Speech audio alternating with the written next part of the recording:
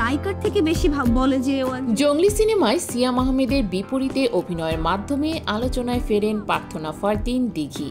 যদিও এরপর আর কোনো নতুন সিনেমায় দেখা যায়নি তাকে, তবে সামনে তার হাতে রয়েছে একাধিক প্রজেক্ট। যে এখানে অনেক বেশি। সম্প্রতি এক সাক্ষাৎকারে নিজের বর্তমান ব্যস্ততা, মাসিক আয় এবং বিয়ে নিয়ে ভবিষ্যৎ পরিকল্পনার কথা অকপটে জানিয়েছেন এই ঢালিউড অভিনেত্রী। সেটা যারা আমার সাথে অনেক গভীরভাবে মিশে।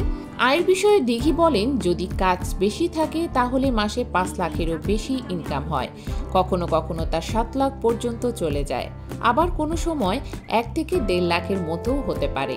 সিনেমা যেটা very close to my heart. আপাতত বিয়ের পরিকল্পনা নেই বলে জানিয়েছেন দিঘি। তিনি বলেন, বিয়ে নিয়ে এখনো ভাবছি না, আরও 10-15 বছর পর যখন মনে হবে ক্যারিয়ারে যা চেয়েছি সবই অর্জন করেছি, তখন বিয়ের কথা ভাববো।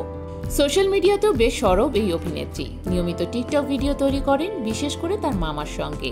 সেই অভিজ্ঞতা প্রসঙ্গে দিঘি বলেন, আমার ছোটবেলায় নিজের ফোন ছিল না, মামার ফোনে প্রথম টিকটক ডাউনলোড করি, তাকে জোর করে ভিডিওতে আনি, পরে দেখি মানুষ এটা দেখছে, লাইক করছে, তখন মামাও বেশ মজা পেতে শুরু করেন।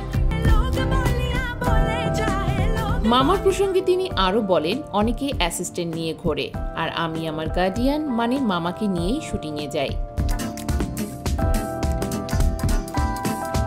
দিঘি প্রখ্যাত অভিনেতা সুব্রত চক্রবর্তী ও প্রয়াত অভিনেত্রী দোয়েলের মেয়ে। শিশু শিল্পী হিসেবে দিঘি পেয়েছেন একাধিকবার জাতীয় চলচ্চিত্র পুরস্কার। বর্তমানে তিনি কাজ করছেন সিনেমা ও ওয়েব কন্টেন্টে নিয়মিতভাবে।